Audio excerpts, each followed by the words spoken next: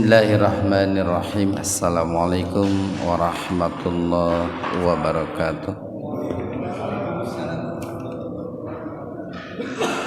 Innal hamdalillah nahmaduhu wa nasta'inuhu wa nastaghfiruh wa na'udzu billahi min syururi anfusina wa sayyiati a'malina.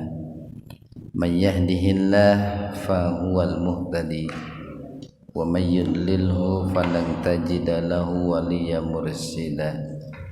Asyhadu an la ilaha illallah wahdahu la syarikalah wa asyhadu anna Muhammadan abduhu wa rasuluh wa ba'd. Hadirin ikhwatu iman, jemaah Majelis Tafsir Illiyin, mudah-mudahan senantiasa diberikan kesehatan dan perlindungan Allah Subhanahu wa taala.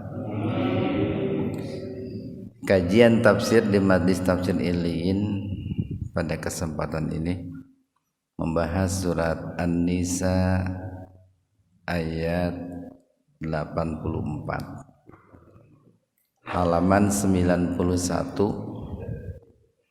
An-Nisa ayat 84. Jika dalam ayat sebelumnya Allah Subhanahu wa taala memerintahkan kepada kita untuk pertama senantiasa mentadabburi ayat-ayat Al-Qur'an, tentu memerintahkan juga untuk mentafakuri ayat-ayat kauniyah gitu ya. Kemudian yang kedua, jika terjadi sebuah persoalan ya, atau datang sebuah berita, baik berita itu bernuansa positif ataupun negatif ya, baik berita yang menggembirakan ataupun yang mencemaskan, menakutkan, itu jangan dulu disebarluaskan gitu, sebelum kita mengetahui kebenarannya gitu. Atau manakala kita tidak mengetahui bagaimana dampak positifnya dan dampak negatifnya gitu. Alangkah baiknya ketika kita tidak tahu bagaimana dampak positif dan negatifnya terhadap Islam dan umat Islam gitu, itu nanya dulu kepada ahlinya gitu, nanya dulu kepada orang-orang yang bisa mengambil sebuah kesimpulan dari sebuah informasi itu. Karena begini, orang-orang yang diberikan kecerdasan oleh Allah karena jiwanya senantiasa disirami oleh Al-Quran, diterangi oleh Al-Quran, para ulama, para kiai tentu yang robbani, itu ketika mereka mendapatkan sebuah informasi berita itu, mereka mencoba untuk berpikir bagaimana dampak ke depannya, 5-10 tahun atau 20 tahun ke depannya itu bagaimana gitu. Itulah cirinya orang yang berilmu itu di situ, Pak. Disitulah cirinya orang yang panjang pemikirannya. Dan itu hanya didapat oleh orang-orang yang senantiasa mentafakuri atau mentadabburi ayat-ayat Al-Quran itu. Nah, banyaknya penyesalan ya, banyaknya kerusakan, kerugian yang dialami oleh umat Islam itu dikarenakan ini ya, seringkali kurang mempertimbangkan dampak positif dan negatifnya dari sebuah berita ya, atau seringkali tidak bertanya kepada ahlinya tentang informasi yang didapat. Jadi apa yang mestinya dirahasiakan malah disebarluaskan gitu. Dan mestinya apa yang harus disebarluaskan malah dirahasiakan gitu. Nah, maka di ayat 84 ini Allah Subhanahu wa taala berfirman, faqatil, nah itu. Maka berjuanglah, maka berperanglah. Nah, di sini perintahnya itu, perintah Allah itu khitabnya ditujukan kepada satu orang gitu, Pak. Kalau banyak orang itu kan faqatilu, nah itu, Pak. Nah, ini memberikan sebuah isyarat ini, Pak. Pertama, perintah berjuang itu harus kita tujukan kepada diri kita sendiri, Pak. Jadi seorang muslim, seorang mukmin itu harus membangkitkan, mendorong ya, menggelorakan ya, atau membakar semangat juang yang ada di dalam dirinya, yang ada dalam jiwanya. Itu tentu harus ada strateginya gitu ya. Strateginya. Barangkali seorang muslim itu harus melakukan i'dad ya, mendorong dirinya sendiri, Pak, untuk melakukan i'dad, persiapan olahraga mungkin gitu, Pak. Itu tadi setelah mentadaburi ayat Al-Qur'an itu penting juga yang namanya persiapan fisik gitu, Pak, penting itu. Jadi seorang muslim itu harus kuat lah, walaupun tentu sesuai dengan usianya gitu kan. Diusahakan jangan loyo sebelum waktunya gitu, Pak. Jadi lamun ayeuna seorang muslim usianya 50 tahun. Nah, kuatnya usia 50 tahun itu idealnya seperti apa gitu. Usianya 55 tahun ya. Kuatnya usia 50 tahun, 55 tahun itu idealnya seperti apa? Itu paling tidak kan seperti itu persiapannya itu. Nah, jadi sekali lagi nih, pertama ini ditujukan kepada diri kita sendiri. Faqatil itu, dan berjuanglah fisabilillah, di jalan Allah. Tetap bingkainya sama, Pak. Walaupun perintah itu ditujukan kepada diri kita ataupun kepada orang lain, bingkainya itu adalah fisabilillah, harus di jalan Allah. Tentu berjuang, berperang dalam arti yang sangat luas, Pak. Tempo hari kan pernah kita sampaikan, cukup banyak lah, cukup beragam yang namanya berjuang itu. Ada jihad ekonomi itu, Pak. Ada jihad konstitusi gitu. Ada jihad melawan hawa nafsu kan. Ada jihad thalabul ilmi gitu. Ya puncaknya jihad dalam arti berperang mengangkat senjata gitu. Tentu semua pengertian jihad itu dikembalikan ya, dikembalikan kepada tuntutan, kebutuhan, situasi dan kondisi. Minim-minimnya seorang muslim itu harus kita ya, dalam arti melakukan sebuah pergerakan, melakukan sebuah perubahan, melakukan sebuah komunikasi. Tempo hari kita jelaskan yang namanya qital itu punya arti pertama komunikasi,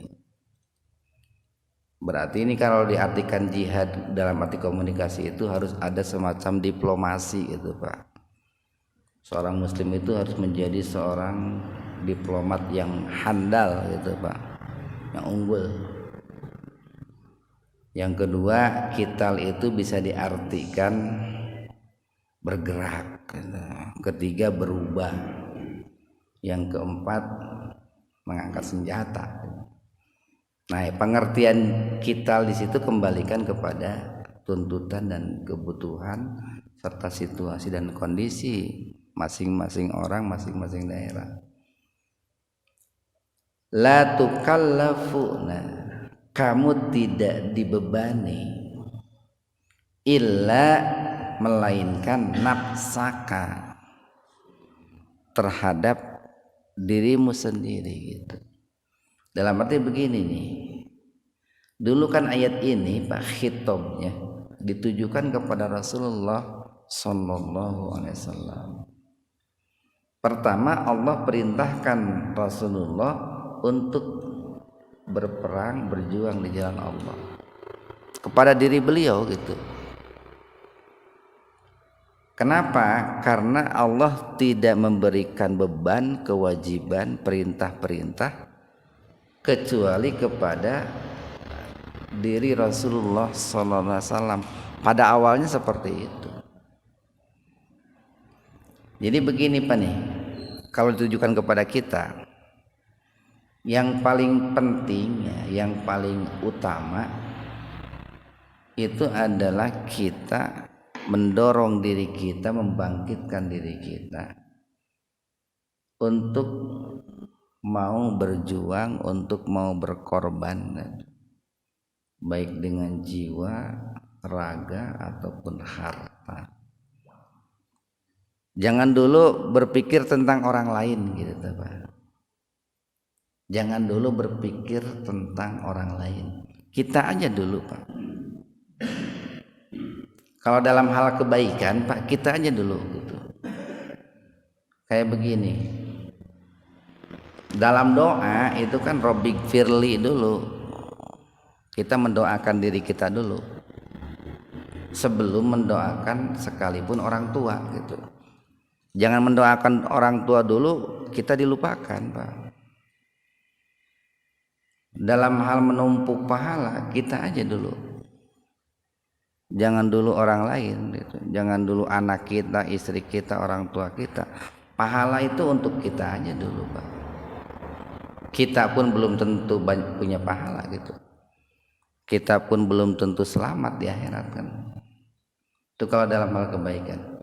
Termasuk di sini perintah berjuang itu kepada diri kita aja dulu.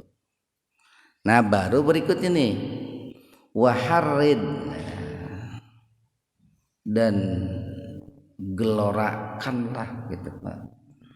Dan doronglah, gaungkanlah gitu Pak. Atau suarakanlah, bangkitkanlah gitu. Al-mu'minin, orang-orang yang beriman gitu Pak. Jadi sebelum kita membangkitkan, menggelorakan semangat juang orang beriman, gelorakan dulu semangat juang diri kita. Setelah kita menggelorakan semangat juang diri kita, tidak berhenti di situ, kita pun harus menggelorakan, membangkitkan semangat juang orang-orang beriman. Kenapa? Karena kita tidak mungkin berjuang sendirian. Berjuang itu harus berjamaah, bersama-sama. Innallaha yuhibbul ladzina yuqatiluna fi sabilihi shaffan ka'annahum bunyanun marsus. Sesungguhnya Allah mencintai orang-orang yang berperang, berjuang di jalan Allah itu bersap-sap gitu Pak, berbaris ya. Berbaris itu Pak, bersama-sama dengan merapatkan, meluruskan barisan itu, mengokohkan jiwa dan raga, seolah-olah bagaikan sebuah bangunan yang kokoh gitu. Nah itu. Dengan kata lain, kita tidak cukup mensolehkan diri kita, tapi harus mensolehkan orang lain. Kita tidak hanya cukup menjadi orang soleh, tapi harus menjadi orang muslih. Nah, itu. Kalau soleh itu khairun li nafsihi, baik untuk dirinya, tapi tidak baik untuk orang lain. Itu orang soleh, Pak. Kalau orang muslih, khairun li nafsihi wa khairun li ghairihi, baik untuk dirinya dan juga baik untuk orang lain. Dirinya baik dan kebaikan itu ditularkan, ditawarkan, dorong kepada orang lain. Itu orang muslih. Nah, ini yang harus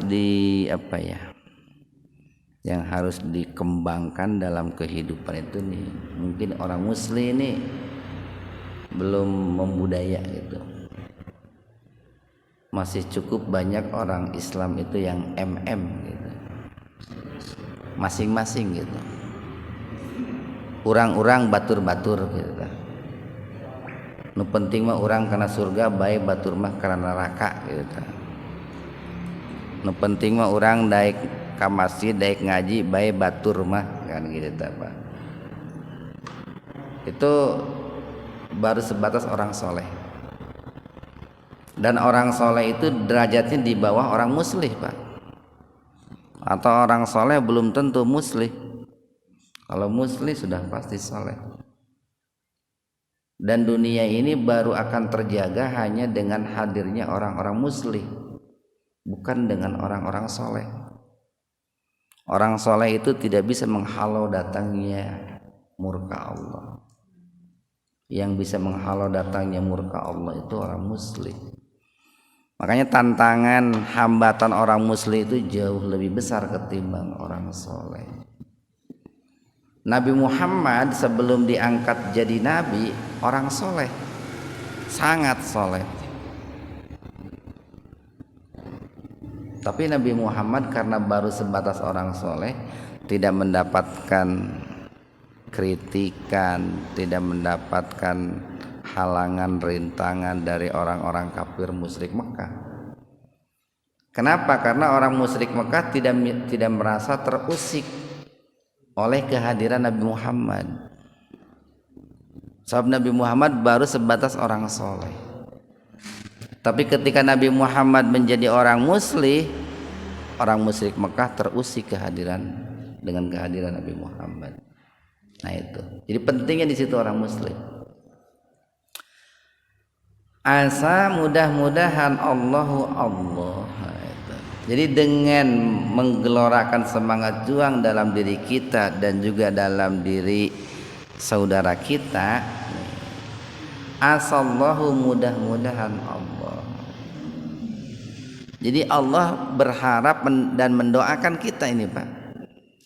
Asa itu kan harfut taroji. Harfut taroji itu huruf yang menunjukkan adanya sebuah pengharapan. Sebuah pengharapan itu tercapai atau tidak, terwujud atau tidak, itu sesuai atau tergantung sejauh mana usaha, ikhtiar dan doa kita. Sebuah perjuangan akan berhasil atau tidak sejauh mana ikhtiar dan doa kita sebagai umat Islam. Nah, cuman di sini Allah mendoakan ketika seorang mukmin itu mendorong, menggelorakan dirinya dan saudaranya untuk berjuang, asallahu mudah-mudahan Allah ayyakufa ini menahan, mengendalikan atau menumpulkan, memberangus baksa kekuatan alladzina kafaru, orang-orang yang kafir.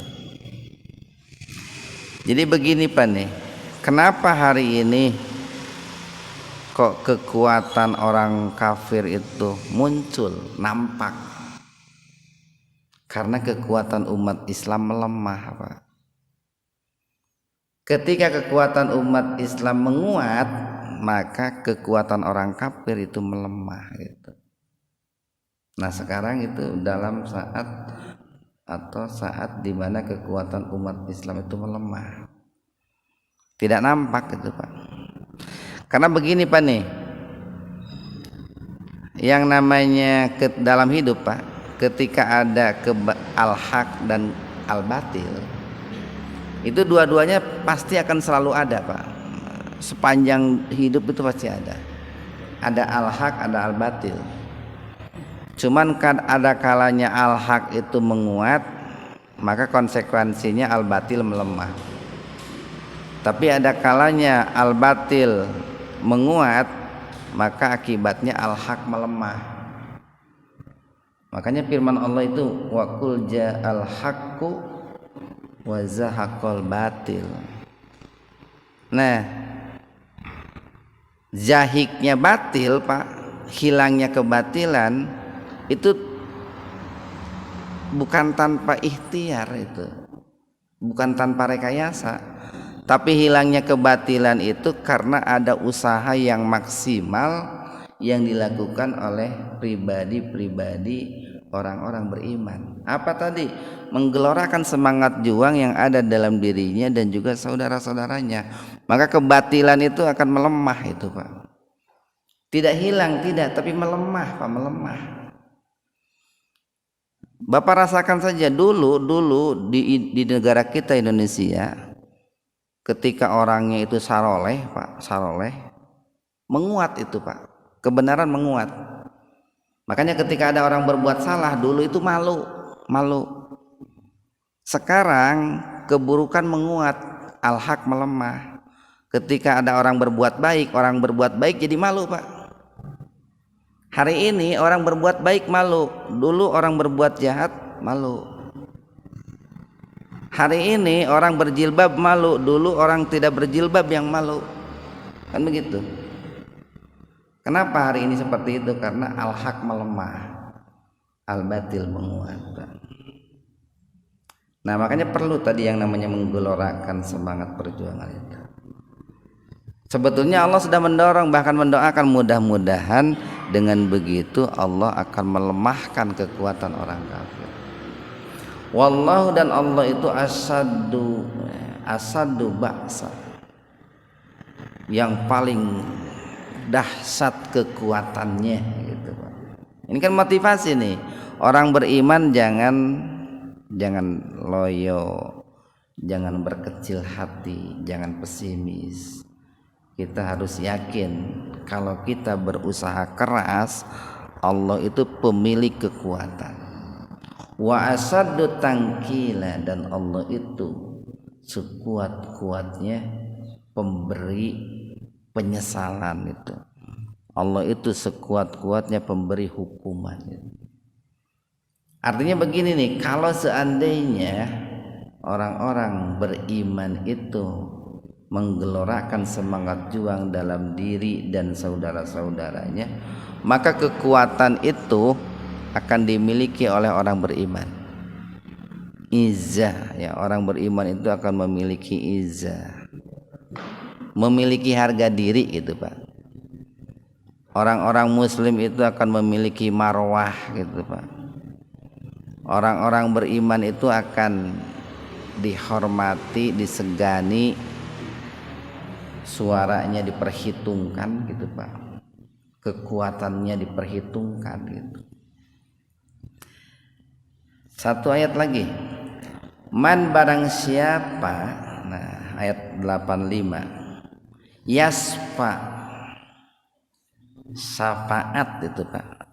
Yasfa, yang memberikan pertolongan. Jadi yasfa syafaatan. Barang siapa yang memberikan pertolongan hasanatan, dengan yang baik gitu.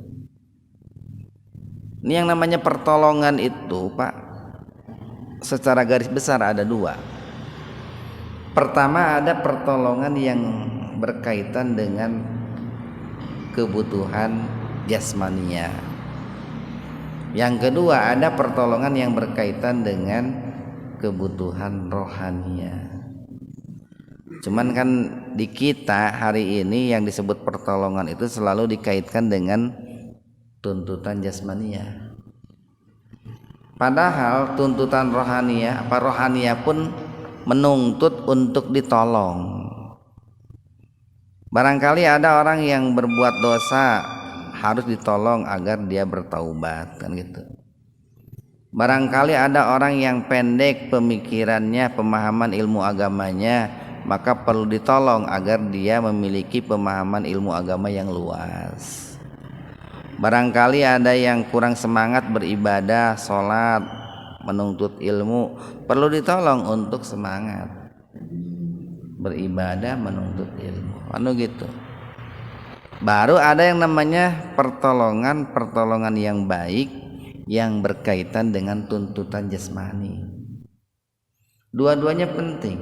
Menolong kebutuhan rohani ataupun jasmani seseorang itu penting. Sebagai imbalannya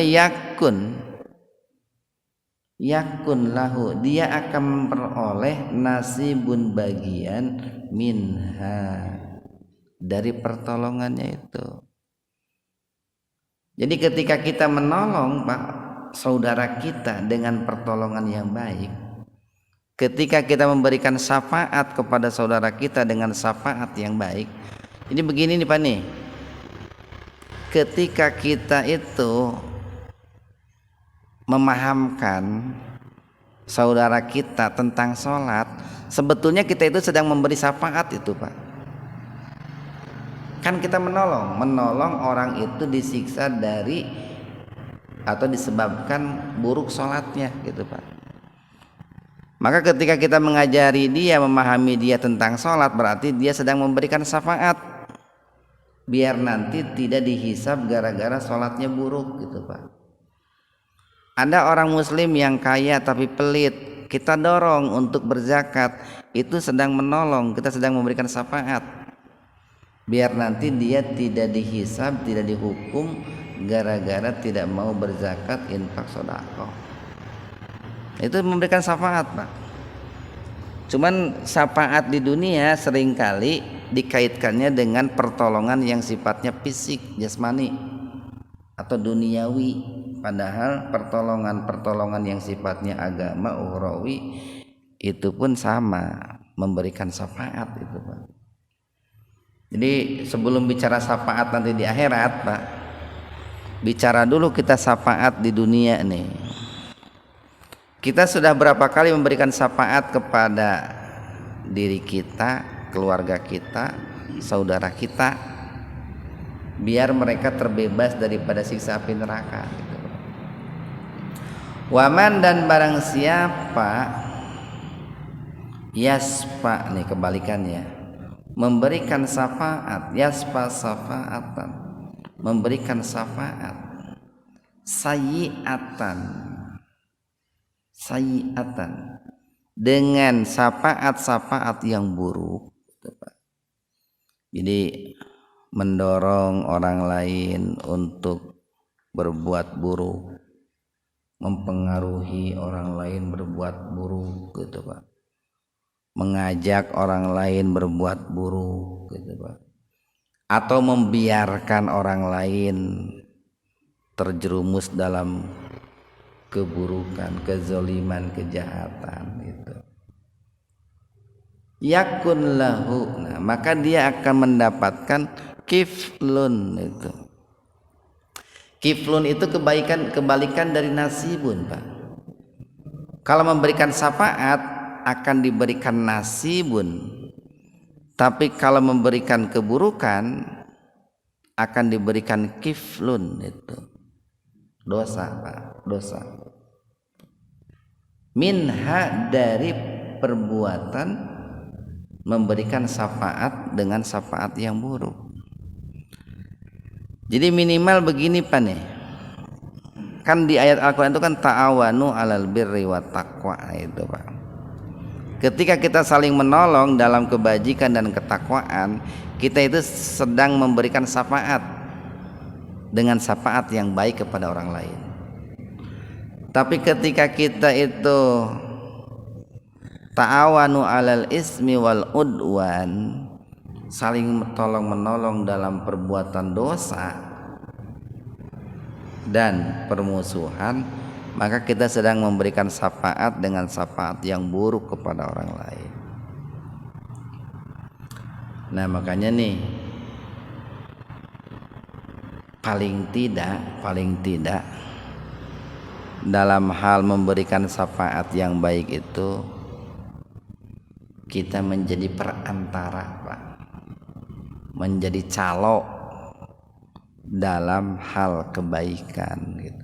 Minim-minimnya begitu, Pak.